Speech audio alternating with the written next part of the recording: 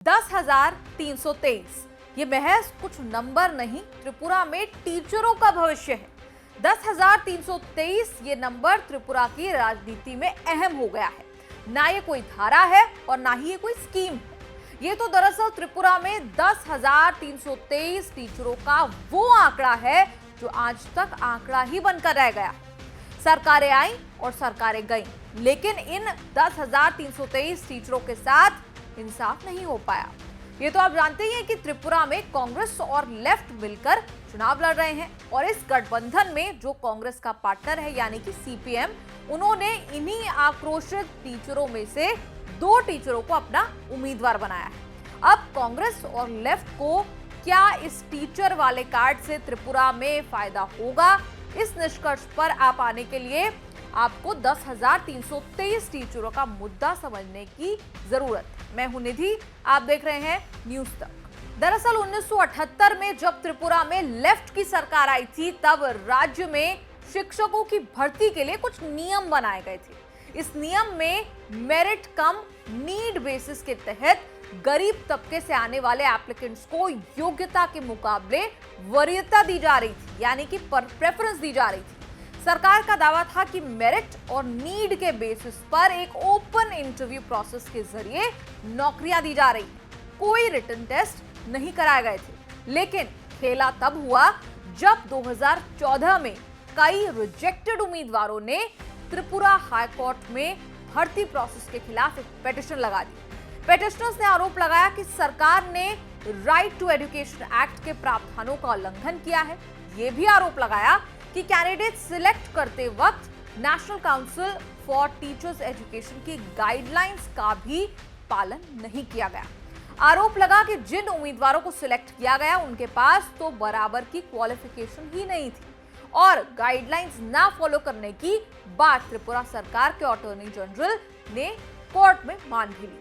लेकिन साथ ही ये भी कहा कि इस केस को ह्यूमैनिटेरियन ग्राउंड्स पर एग्जामिन किया जाए। राज्य सरकार ने अपनी तरफ से कहा कि जो रिक्रूटमेंट हो रही है वो 1978 में लेफ्ट की बनाई हुई हायरिंग पॉलिसी के अकॉर्डिंग हुई है। लेकिन हाई कोर्ट ने राज्य सरकार को ही फटकार लगा दी। कोर्ट ने कहा कि इंटरव्यू समिति ने कोई सिस्टमैटिक अप्रोच नहीं दिखाई है। कई ऐसे कैंडिडेट्स रिजेक्ट हुए जो ज्यादा क्वालिफाइड थे। कोर्ट ने कहा कि वहीं जिन उम्मीदवारों का मेरिट कम था उन्हें सिलेक्ट कर लिया गया। 7 मई 2014 को इन 10,323 टीचर्स की रिक्रूटमेंट कैंसिल कर दी गई। इसके बाद त्रिपुरा सरकार इस फैसले के खिलाफ सुप्रीम कोर्ट पहुंच गई, लेकिन सुप्रीम कोर्ट ने भी हाई कोर्ट के फैसले को बरकरार रखा, अपहोल्ड किया। साथ ही यह कह दिया कि 10,323 टीचर्स दिसंबर 31, 2017 तक काम कर सकते हैं। यह भी आदेश दिया कि राज्य सरकार को नई भर्ती प्रक्रिया शुरू करनी चाहिए। साल बीतते चले गए और ये 10,323 टीचर ऐसे ही बैठे रह गए। दरअसल इन बर्खास्त शिक्षकों को 2010 और 2013 में 2 बैचों में भर्ती किया गया था और इसीलिए उनकी संख्या 10,323 थी। मीडिया रिपोर्ट्स के मुताबिक इनमें से कई टीचरों ने इस दौरान अपनी जान दे दी। फिर 2020 में भाजपा आईपीएफटी की गठबंधन सरकार ने सुप्रीम कोर्ट में अपील की तो इन एड हॉक टीचर्स को 2 साल का और एक्सटेंशन मिल गया, यानी 31 मार्च 2023 तक काम करने की परमिशन मिल गई। जो डेडलाइन भी इस साल बस 1 आध महीने में अब खत्म होने वाली है। कुल मिलाकर कोई परमानेंट सॉल्यूशन जो है वो अब तक नहीं मिल पाया। ऐसे में ये टीचर्स नाराज हैं, कह रहे हैं कि भाजपा की सरकार 2018 में ये वादा करके सत्ता में आई थी कि इन टीचरों को न्याय दिलवाएगी, लेकिन 5 सालों में 2 सीएम बदल गए लेकिन कुछ नहीं हुआ। एक अद्भुत सिचुएशन बना के रखा हुआ है। त्रिपुरा छोटा सा स्टेट है कि हमें बिना कोई टर्मिनेशन लेटर दिए हुए हमारा एजुकेशन डिपार्टमेंट हमको निकाल दिया है, हमको सैलरी नहीं दे रहा है। ये एक अद्भुत सिचुएशन बना के रखा हुआ है। सुप्रीम कोर्ट का डायरेक्टिव है। सुप्रीम कोर्ट ने कहा ना कि आप लोगों को निकालना है, रिक्रूटमेंट गलत है। यही कॉन्सेप्ट गलत तरीका से सभी लोगों के पास पहुंचा गया है। सुप्रीम कोर्ट कहीं पे भी एक भी शब्द ये नहीं कहा है कि 10,323 टीचर्स को निकालो।